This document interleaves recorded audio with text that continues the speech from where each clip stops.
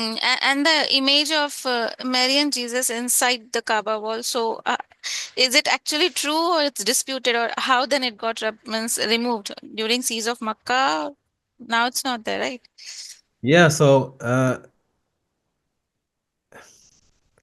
I don't believe that the early scholars would have invented that, quite frankly. There's no benefit. Why would they invent that? Because there are two camps. There is the conservative camp who will deny it straight away. It could never have happened, it's not true. Right? And there is a camp that says, well, if it's in the books, we need to first of all establish a cause and the motive for why it's in the book if it's not true. And then we can dismiss or accept it. What would be the motive for having that? What's the motive?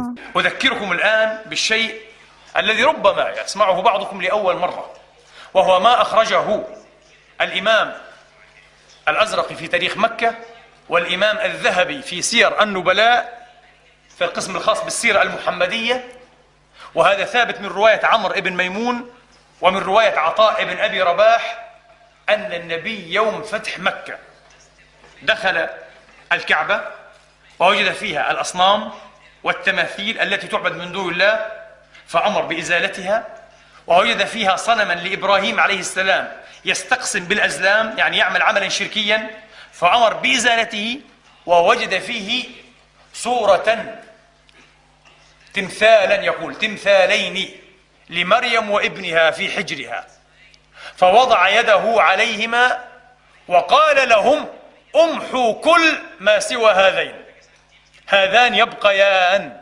مريم وعيسى يبقيان في الكعبة.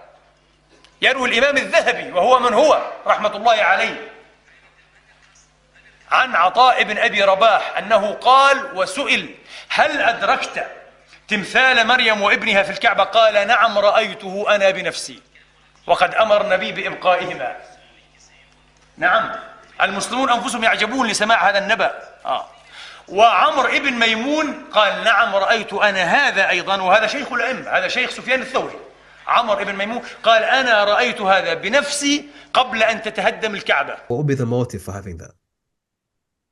What's the motive for putting a lie, if it's a lie, and to ascribe it to Rasulullah? What's the motive? I can't think of a motive logically. I can't think of one. Right? So I believe personally it was true. I believe that it was true. How it was erased, it wasn't kept there, that's for sure. But it wasn't removed in the way the others were removed. Only Allah knows what happened after that. But we are told that it was there, and there was a specific instruction not to erase it, and the Prophet covered with his hand, said, don't do what you do with the other pictures, don't do it to these ones here. Allah knows best what happens afterwards. Yeah. Allah knows best. Thank you, Jazakallah. And this is important because, again, when we hear headlines, Muslims take over this region, they're destroying this idol, destroying this picture, destroying this. And you have this image of these barbarians who just destroy things, right? Here you have the Holy of Holies, the Kaaba, inside the Kaaba.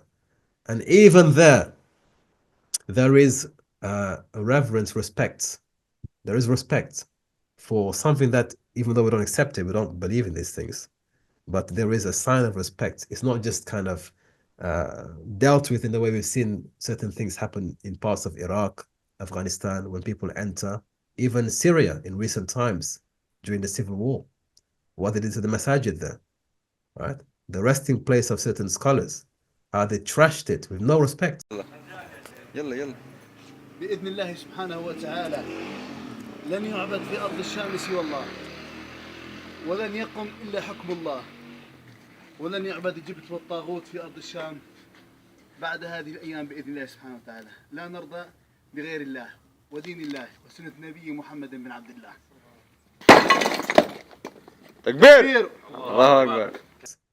That's not Islam. That's not Islam. So even if this, what we can learn from this is, even where there is a clear-cut problem here, you do it with respect. Yeah, you do it with respect. Agreed. This is in the Quran. I'm saying this because I don't want somebody to say Ibrahim said this. It's okay to. No, I'm not saying that. I'm saying use your mind here. There are principles for how to do things. Ihsan with everything. Allah says, لا تسبوا الذين يدعون من دون الله. Don't curse and insult the gods that they worship other than Allah subhanahu wa ta'ala. Use hikmah, be somebody of principle, and you can discard of it in a way that is respectful. You don't have to be disparaging and disrespectful. Yeah? That's what I take from that episode anyway. But I believe it was there because I can't think of any other reason and motive for the Muslim historians to put it there. I can't think of any other.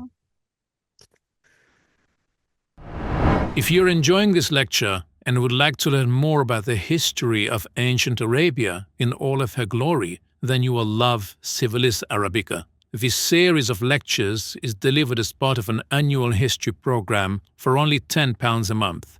In it, you'll be able to uncover 2,000 years of pre-Islamic history through an immersive and unique learning experience delivered exclusively through the official Historion app. As a Patreon member, you may register onto this program by selecting the essential tier available on the membership page for instant access to over 7 complete and unique courses ranging from the history of the Umayyad kingdom through to the rise and fall of the empires of Mali and Abyssinia. You will then be granted access to 7 complete and individual courses. Subscriptions may be cancelled at any time. There are no minimum terms or commitments.